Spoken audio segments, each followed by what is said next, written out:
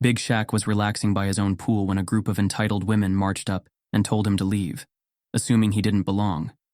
But they had no idea who they were messing with. As tensions escalated, secrets unraveled, and the moment was caught on camera, exposing a shocking truth that took the internet by storm. What Shaq did next was the ultimate power move, turning humiliation into a lesson they'd never forget. Before we deep dive into this interesting story, subscribe to our channel and tell us where you're watching from. Share in the comments below. The sun blazed over an extravagant private estate, its golden rays bouncing off the pristine blue water of a luxurious pool. The sound of gentle waves lapping against the pool's edge mixed with the faint chirping of birds in the background. The air was filled with the scent of fresh chlorine and blooming jasmine, the perfect setting for a quiet summer afternoon. Big Shaq leaned back in a shaded lounge chair, dressed casually in navy blue swim trunks and a loose white tank top. His massive frame dwarfed the chair, but he didn't care. Today was about relaxation. A cold drink rested in his hand, condensation dripping down the glass as he took a slow sip. His oversized sunglasses reflected the sky, and for once life was peaceful. No crowds, no cameras, just him, his estate, and the sound of calm. That peace, however, was about to be shattered. A group of wealthy women strutted through the grand entrance of the estate, their designer sandals clicking against the pavement. At the front was Victoria Langley, tall, slender, and carrying herself with the kind of entitled arrogance that came with old money. Dressed in an expensive beige sun hat, oversized sunglasses, and a flowing designer cover-up, she led the way as if she owned the place. Behind her, Charlotte Decker, a woman in her mid-30s with platinum blonde hair and an air of superiority, whispered something to Lauren Hastings, a younger woman in her late 20s who looked slightly uncomfortable but followed along anyway. They carried large designer tote bags and towels, their arms weighed down by luxury as they made their way toward the pool area. "Darling, this place is divine," Victoria declared, scanning the property. "Can you believe we've never been here before?" Charlotte smirked. "Well, it's exclusive. Not everyone gets access." Lauren hesitated. "Are we sure we can be here? I mean, did anyone check in at the front?" Victoria waved her off. "Oh, please. Do you think a place like this would turn us away?" With that, the women tossed their bags onto the nearest lounge chairs, slipping off their cover-ups as they prepared to settle in. Shaq watched from his chair, lowering his sunglasses slightly as the women moved in like they owned the place. He knew his estate was massive, big enough that people sometimes mistook it for a high-end resort. But these women hadn't even bothered to ask. Amused, he observed their behavior. They spread out their towels, ordered the staff around, and dipped their perfectly manicured feet into his pool without a second thought. Then, he caught Charlotte whispering to Victoria. "Who let him in?"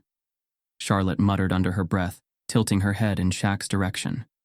Victoria gave Shaq a once-over, her lips pursing in clear disapproval.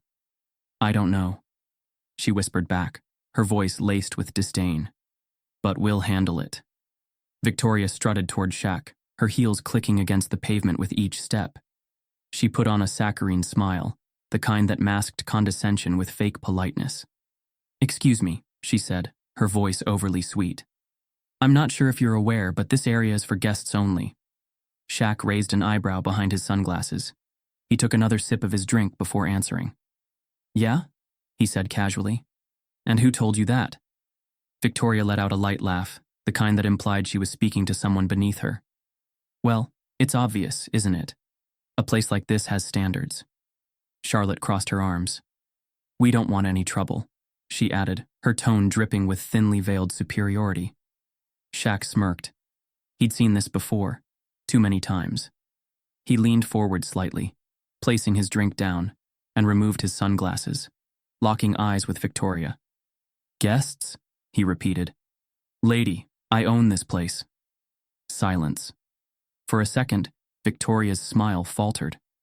Charlotte's mouth opened slightly in disbelief. Lauren's face turned bright red, and she took a small step back, suddenly realizing the mistake they had made. But Victoria wasn't one to back down. She recovered quickly, her expression shifting from shock to indifference. "Well," she sniffed, tilting her chin up, "anyone can own property. That doesn't mean they belong in places like this." Shaq's jaw tightened. There it was. The unspoken message behind their words. The prejudice dripping from every syllable. Shaq exhaled slowly, controlling his temper. "And what exactly do you mean by places like this?" he asked, his voice calm but firm. Victoria simply smiled, but her eyes gleamed with superiority. "Oh, don't be difficult," she said lightly. "I'm sure you understand." Shaq chuckled, shaking his head. "Oh, I understand just fine." The tension in the air thickened. The staff nearby had stopped moving, sensing the hostility in the air. A few other guests on the property had also taken notice, watching in stunned silence. Shaq leaned back in his chair, stretching his arms out. "So let me get this straight," he said, his voice slow and deliberate.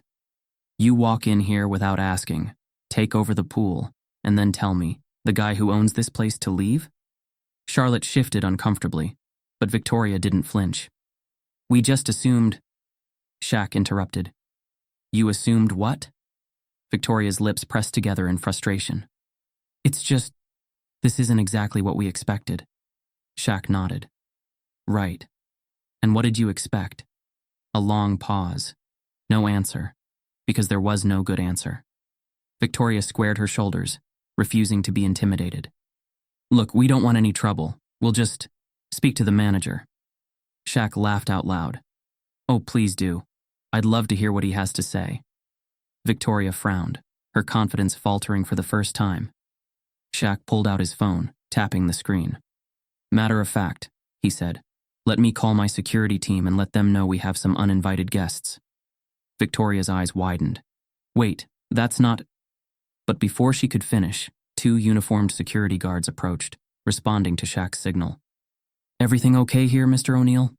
one of them asked. Shaq gestured toward the women. "These ladies seem lost.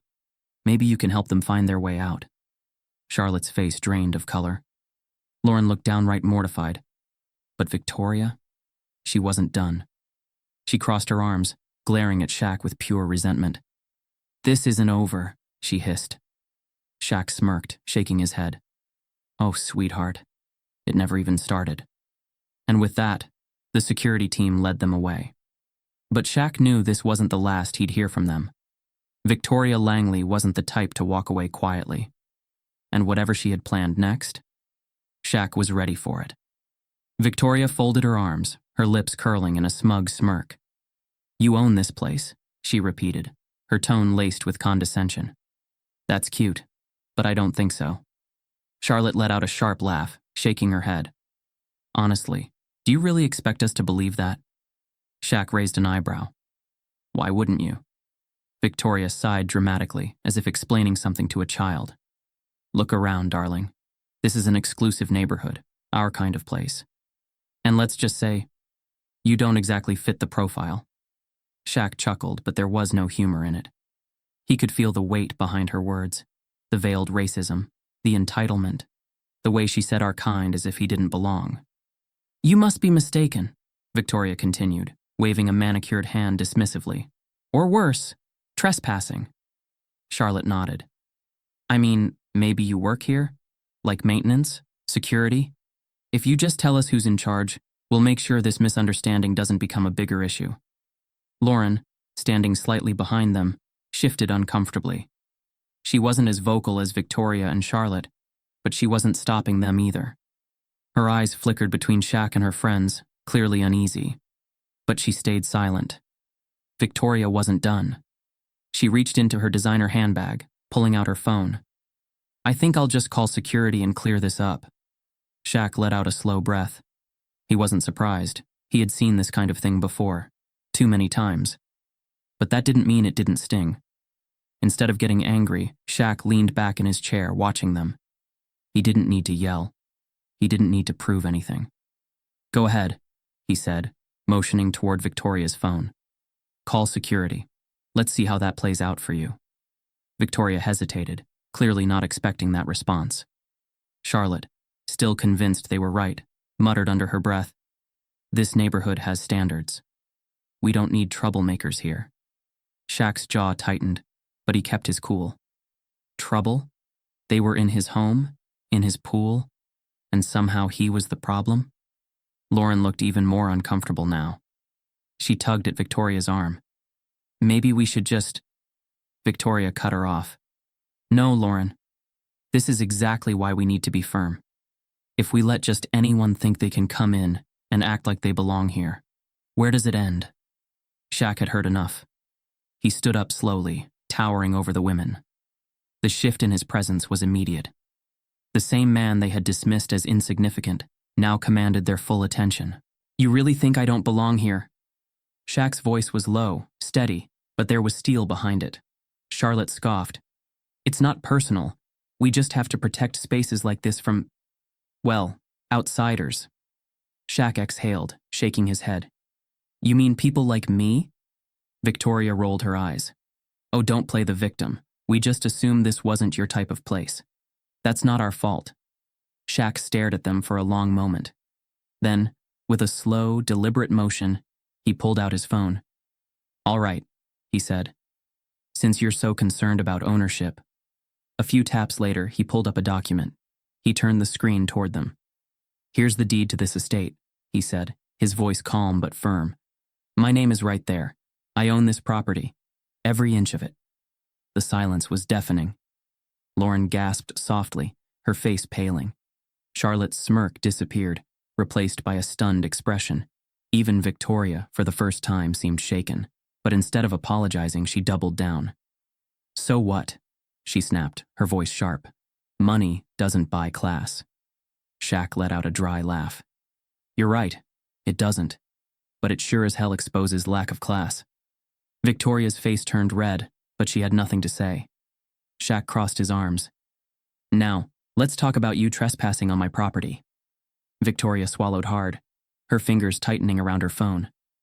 Shaq leaned in slightly, lowering his voice. You were real eager to call security a minute ago, so how about we do call them and see what they have to say? Charlotte stepped back, shaking her head. That's not necessary. Victoria, still unwilling to fully admit defeat, forced a tight smile. Well, this has been an interesting misunderstanding. Shaq raised an eyebrow. That's what you're calling it? A misunderstanding? Lauren, eyes still glued to the property deed on Shaq's phone, finally broke her silence. Victoria, I think we should go.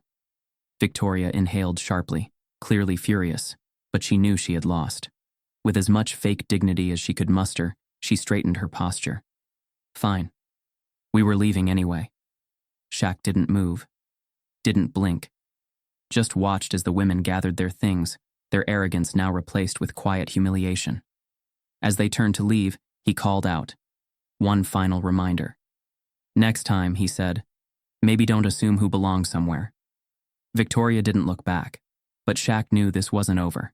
Not by a long shot. Shaq had seen enough. He pulled out his phone and dialed. Yo, Derek, get here, now. Minutes later, the quiet hum of an engine signaled the arrival of a sleek black SUV. The car pulled up smoothly in front of the estate's entrance. The doors swung open, and out stepped Derek, Shaq's longtime assistant, sharp-eyed and no-nonsense in his tailored blazer. Right behind him was Monica Green, Shaq's personal lawyer. Monica, a powerhouse attorney in her 40s, moved with the confidence of someone who had torn apart people far more powerful than Victoria Langley in court.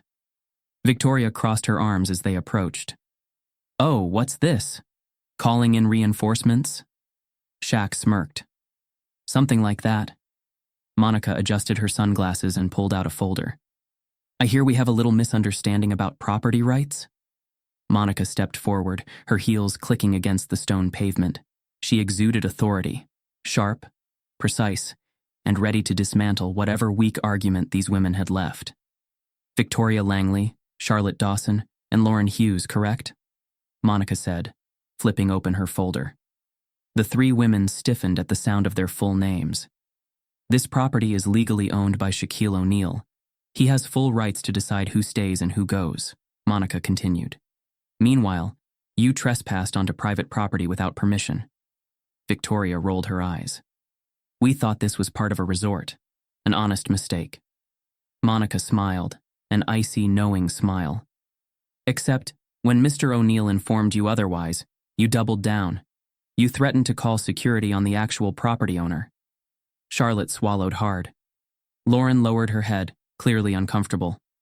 And, Monica continued, taking a step closer, if you did call security and tried to have a black homeowner removed from his own property, that could very well be considered racial discrimination.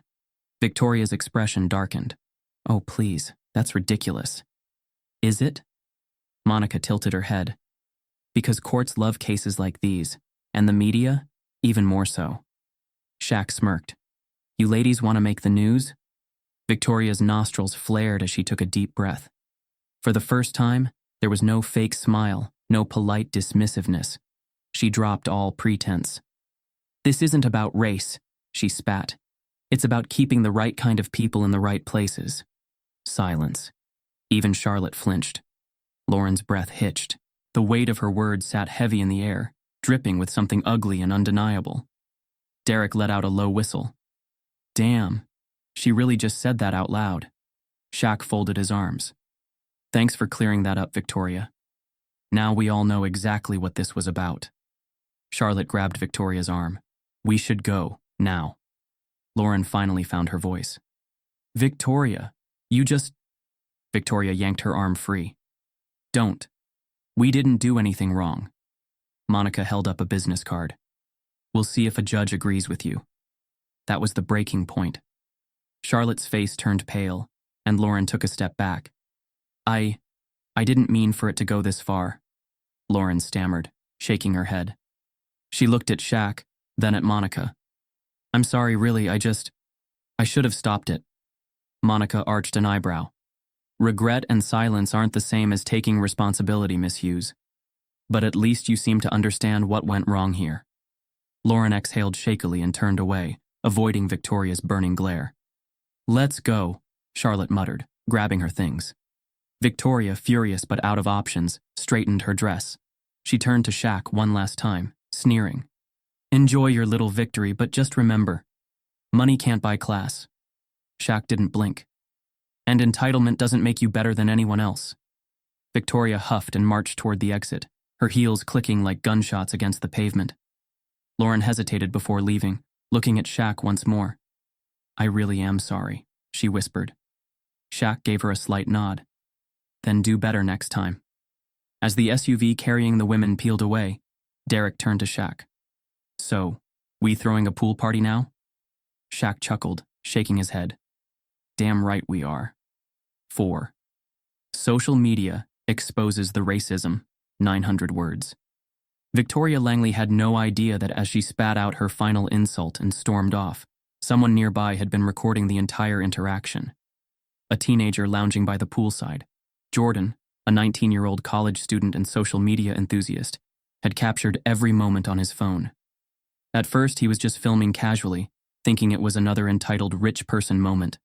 But when he realized it was Shaquille O'Neal being targeted in his own home, he knew this was something much bigger. Jordan quickly uploaded the video to TikTok with the caption, "Rich women try to kick Shaq out of his own pool and get destroyed." Within minutes, the video started gaining traction. The video spread across social media like wildfire. Within hours, Twitter, TikTok, and Instagram were flooded with reactions. Trending hashtags included Shaq versus Karen, Victoria exposed, racism in luxury. Comments poured in from thousands of users, all expressing outrage. One user wrote, "Imagine telling Shaq to leave his own house." Another posted, "The confidence of racist rich people is unbelievable." "Victoria and Charlotte are about to lose everything," someone else commented. Others praised Shaq's calm and dignified response, saying, "He handled this with more patience than I ever could." Even celebrities started joining in. LeBron James tweeted, "Man, some people really wake up and choose stupidity. Shaq, you already know we got your back." Snoop Dogg posted, "Somebody get Victoria a history book and some common sense." Rihanna shared the video on her Instagram story with the caption, "Nah, this got me heated. You don't mess with Shaq like that." By the next morning, the incident had made national headlines. Major news outlets like CNN, NBC, and TMZ were covering the story. One news headline read, "Shaq harassed at his own home, social media erupts." Another read, "Racist socialite caught on camera, Public demands consequences. As the backlash intensified, Victoria Langley found herself in a downward spiral. By the time she checked her phone, she had hundreds of missed calls and thousands of notifications. Her Instagram was flooded with angry comments. Her email inbox was filled with reporters requesting statements. Even her close friends were messaging her in panic. One text read, "What did you do?" Another said, "This is bad, Victoria." A third simply read, "I can't be seen with you right now." At first, Victoria tried to ignore it, convinced that the internet would move on. But within hours, her name was trending for all the wrong reasons. Desperate, she released a statement. "I sincerely apologize if my words or actions were misunderstood. The incident was simply a miscommunication. I have always been an advocate for kindness and inclusion." The response only made things worse. People immediately called out the insincere wording. One Twitter user responded, "Not the classic, 'I'm sorry if you were offended' apology. Nobody is buying this." Another replied, "We saw the video. That wasn't a misunderstanding." As if things couldn't get worse, old social media posts from Victoria resurfaced. Screenshots of racist comments she had made in the past began circulating online. A tweet from 2016 read, "Diversity is just an excuse for mediocrity. Standards matter." A Facebook post from 2019 said, "I don't see color, but let's be real. Some people just don't fit in certain spaces." With her past comments exposed, any hope of saving her reputation vanished. The consequences came swiftly. Victoria's social circle abandoned her. Other socialites and influencers publicly distanced themselves, not wanting to be associated with her scandal. Even Charlotte and Lauren, her friends from the pool, unfollowed her on social media. Her brand deals were canceled. Victoria had multiple sponsorships with luxury brands and wellness companies. Within 48 hours, every single one cut ties with her. Her husband's real estate firm, where she had once played a PR role, released a statement saying, "We do not condone the actions of Mrs. Langley and are reevaluating her involvement in our company." Her neighborhood's homeowner association announced that they were putting her membership under review, citing disturbing behavior unbecoming of a resident. Charlotte, who worked as a high-end event planner, lost multiple clients overnight. Lauren, the only one who had shown some hesitation during the confrontation, quietly deleted all her social media and refused to speak to reporters. Meanwhile, Shaq remained completely unbothered. The basketball legend posted a single Instagram photo of himself lounging by the pool, wearing sunglasses and sipping his drink. The caption read, "Some people really thought they could tell me to leave my own house. Life's funny." The post gained millions of likes within a day. 3 days later, Shaq turned the entire situation into a powerful statement. He hosted a massive pool party at his estate, but instead of inviting wealthy elites, he opened it to children from underprivileged neighborhoods. The event included water slides, free food, and entertainment for kids who had never experienced luxury like this before. Videos of the pool party flooded social media with captions like, "Shaq's pool party, Victoria's poolside privilege." Celebrities praised him for his response. LeBron James wrote, "Now this is how you use money the right way." Cardi B posted, "Shaq is the real MVP. That's how you make a statement." Victoria Langley, once a respected socialite, had officially been erased from high society. Meanwhile, Shaq continued to do what he did best, lifting others up and setting an example of kindness and dignity. Shaquille O'Neal had faced racism before. He had seen ignorance, entitlement, and prejudice in various forms throughout his life. But he had also learned one important lesson. The best revenge isn't anger, it's impact. Instead of engaging in an online war of words or letting Victoria and her friends fade into obscurity, Shaq saw an opportunity. He wasn't just going to prove a point. He was going to flip the entire situation into something meaningful, something that would last longer than a viral video. So he made a few calls. Within days, plans were set. Shaq wasn't going to throw just any event. He was going to make a statement. A week after the incident, Shaq hosted the biggest community pool party his estate had ever seen. But this wasn't for the rich socialites who frequented luxurious events. This was for the people who had been overlooked. The kids from underprivileged neighborhoods, the families struggling to make ends meet, and the local youth organizations that rarely got the chance to experience true luxury. Buses arrived at his mansion, filled with children from inner-city programs. Many of them had never seen a pool this big, never swam in a space this grand. The event was free, completely funded by Shaq and a few celebrity friends who heard about the situation and wanted to contribute. There were water slides, inflatable games, and live music. Free food was served by local Black-owned businesses, boosting small enterprises that often struggled to gain visibility. Athletes, entertainers, and community leaders showed up, spending time with the kids, mentoring and inspiring them. The energy was electric. Joy replaced the bitterness of the previous week's incident. Laughter filled the air. The same pool where Victoria had tried to assert her racist entitlement was now a symbol of inclusivity and unity. And the best part? The entire event was streamed live, with millions watching. Shaq spoke directly to the cameras. This is what real power looks like. It's not about money. It's about what you do with it. This pool isn't just for the privileged, it's for everyone. While Shaq was turning the situation into a force for good, Victoria Langley's world was crumbling. Her attempt at damage control had failed spectacularly. The backlash didn't just stay online, it started bleeding into her real life. Brands that had once partnered with her quickly distanced themselves. Luxury companies that had featured her in campaigns suddenly cut ties, citing misalignment with company values. Her husband's real estate firm announced she would be stepping down to focus on personal matters. In reality, they were trying to protect their reputation from her public disgrace. Her social circle abandoned her. Other socialites, who once invited her to exclusive galas and events, quietly stopped responding to her calls. Charlotte, who had been just as complicit in the poolside altercation, faced similar fallout. She deleted all her social media accounts within a week, unable to handle the constant flood of criticism.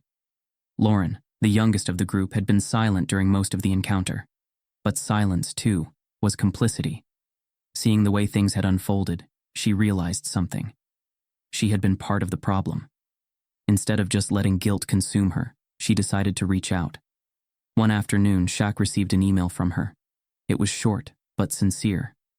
Dear Shaq, I wanted to reach out and say that I am deeply sorry for what happened that day at your pool. I should have spoken up. I should have done more. Watching how you turned such an ugly moment into something beautiful has made me rethink a lot of things in my life. If there's any way I can make things right, I want to. If you'll allow me, I'd love to volunteer at your community events. No cameras, no press, just doing the work.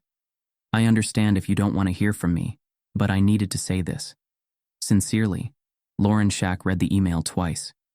He had dealt with enough fake apologies to know when one was real. This one felt different. So, he responded with just 4 words. See you at the event. As the pool party continued, Shaq took a moment to soak in everything. The kids playing in the water, the music, the conversations, the sense of community that had formed. Lauren had shown up, quietly working alongside volunteers, handing out towels, serving food, and staying in the background, exactly as she promised. Shaq didn't make a big deal out of it. No need to. Real change wasn't about public gestures. It was about consistent action. As the sun began to set, he stepped onto a stage by the pool, microphone in hand. To everyone who came out today, thank you. This is how we show the world who we really are. Not through hate, not through division, but through action. The crowd erupted in applause. Shaq wasn't just making a statement. He was making history. As the sun dipped lower over the estate, casting a golden hue across the massive pool, Shaq stood in the center of the gathering, a microphone in hand. The energy of the event was still electric. Kids laughing, families bonding, music playing. But now was the moment to shift the focus. He raised a hand, and the crowd quieted. I want to say something real quick, he began, his deep voice carrying warmth and authority. A week ago, I was standing right here, but under very different circumstances. Some folks thought they could tell me I didn't belong in my own home. Laughter rippled through the audience, mixed with murmurs of disbelief at the absurdity of it all. But let me tell you something, Shaq continued. Money doesn't make you better than anyone. Character does. Respect does. How you treat people when you think no one is watching. That's what defines you. The crowd erupted in applause. Shaq let them take in the words before he went on. This world tries to separate us by status, by color, by where we come from. But right here, right now, look around you. We got people from all walks of life, sharing the same space, enjoying the same moment. That's real power. As Shaq stepped back, a small hand shot up in the crowd. A young boy, no older than 10, stood near the front, his wide eyes full of curiosity. Someone handed him a microphone. "Mr. Shaq," the boy said hesitantly, "why didn't you just kick them out when they were mean to you?" The crowd chuckled, some nodding in agreement. Shaq smiled, crouching down to the boy's level. "That's a good question, little man, and I'll tell you why." He glanced around, making sure every person in the audience was listening. Because the best way to win is to make the world better. The crowd went silent for a moment, then erupted into applause once again. Shaq continued. "I could have just thrown them out and been done with it. But would that have changed anything? Would that have made them think twice about how they treat people? Probably not. But turning this into something positive, making sure people see what real unity looks like, that's how you fight ignorance." The boy nodded thoughtfully, clearly absorbing the lesson. Across town, in a penthouse apartment that once hosted glamorous parties, Victoria Langley sat alone, staring at the TV screen. The live stream of Shaq's event played in front of her. The laughter of children, the smiling faces, the sheer joy. It was everything she had once associated with high society. But now, it wasn't the elite enjoying themselves. It was the very people she had spent her life looking down on. She took a sip of wine, but it didn't taste the same. Nothing did. Her phone lay face down on the table. She had stopped checking her messages days ago. The endorsements had disappeared. Her invitations to exclusive events had dried up, and even some of her so-called friends had quietly distanced themselves, not wanting to be associated with the controversy. She hadn't left her apartment in days, not because she was ashamed, no, she told herself, but because she couldn't stand the whispers, the judgmental stares, the way the world had suddenly turned against her. And yet, as she watched Shaq speaking, something inside her wavered. For the first time, regret flickered in her expression, but it was too late. Her status was ruined, her reputation was gone, and the world had moved on without her. Later that evening, after the event had wrapped up, a journalist from a major news network sat down with Shaq for an exclusive interview. "This story has gone viral in a way no one expected," the interviewer said. "Millions of people have watched the video of what happened at your pool. The world is calling this a defining moment in discussions about privilege and discrimination. What do you think?" Shaq leaned back, thoughtful. "Look, this wasn't just about me. I've been rich for a long time. I know how people look at me. I know the respect my name carries. But that day at my pool, that wasn't just about Shaquille O'Neal. That was about every person who's ever been told they don't belong somewhere. Every kid who's been judged before they even got the chance to prove themselves." The interviewer nodded, listening intently. Shaq continued. "I could have made this about revenge. Could have dragged them through the mud. Could have sued them for everything they had. But what would that have solved? Instead, I wanted to show people something bigger." The interviewer leaned forward. "And what's that?" Shaq smiled. "That hate doesn't win. That ignorance doesn't get the final word. You can't fight fire with fire, but you can drown it with love, respect, and action. And that's exactly what we did today." The interview ended, but the impact of Shaq's words lingered. This wasn't just another viral controversy. This was a movement, and it was only the beginning. The events at Shaq's pool didn't just spark online outrage, they ignited something bigger. What started as an ugly moment of discrimination turned into a nationwide discussion about racism, privilege, and the power of grace over hate. Shaq, never one to let a teachable moment go to waste, decided to take action beyond just words. 1 week after the incident, he held a press conference, standing in front of a banner that read, "Unity through action." "I could have just let this moment pass," he told the cameras. "I could have just laughed it off, let social media do its thing, and moved on. But that's not enough. This isn't just about me. This is about the world we live in, and I refuse to let ignorance win." With that, Shaq announced the launch of a new initiative, the Shaquille O'Neal Unity Foundation, a program dedicated to promoting racial awareness, diversity, and kindness through education, outreach programs, and community events. Through this initiative, schools would receive resources to educate students about racial equality. Underprivileged kids would have access to mentorship and leadership training. Open dialogues would be held across the country, creating spaces for people of different backgrounds to come together and understand one another. The message was clear. Hate divides. Action unites. The program gained massive support from athletes, celebrities, and politicians. Donations poured in, and within weeks, real change was being implemented in schools and communities. This wasn't just about Shaq proving a point. This was about ensuring that no one else had to experience what he did. While Shaq was building something positive, Victoria Langley was watching her world crumble. Her attempts at damage control had failed miserably. The internet had already branded her as a symbol of modern-day entitlement and racism. Her name trended for all the wrong reasons, with every news outlet covering her downfall. Major brands that once worked with her cut ties. Her invitations to elite events stopped coming. The charity boards she sat on quietly removed her name. She had spent years crafting the perfect socialite image, but now, no amount of wealth could undo the damage. 1 month later, she put her lavish mansion up for sale. She can't even walk into a restaurant without people whispering, an insider told a tabloid.